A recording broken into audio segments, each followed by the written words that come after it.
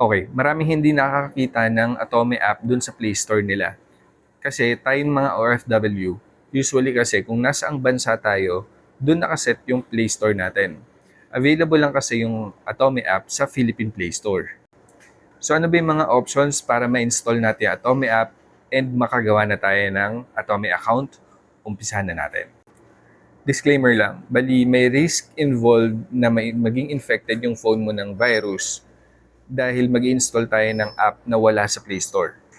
Okay? Kung hindi ka marunong sa security ng phone mo, mas maganda wag mo nang ituloy. Anyway, so unang muna natin gagawin is mag-install ng antivirus app katulad ng Avast dun sa Play Store. Tapos gagawa ka ng full scan.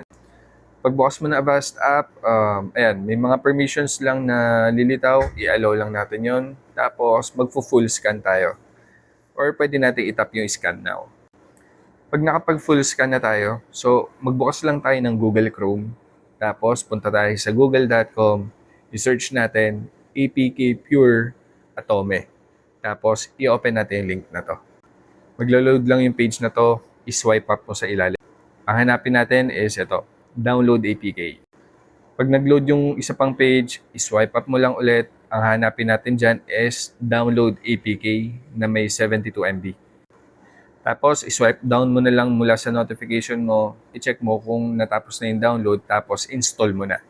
Or, pwede rin naman na i-open mo yung file manager app mo, tapos hanapin mo yung downloads, and hanapin mo yung dinownload mong Atome APK file. Tapos, install mo lang ulit. Again, magkakaroon siya ng mga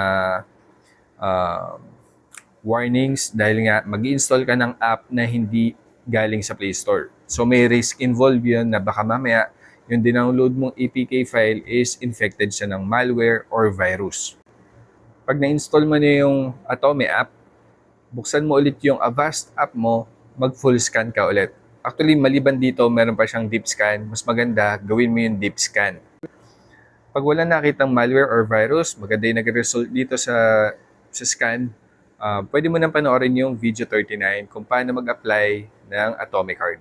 So, thank you for watching. See you sa next video. Bye!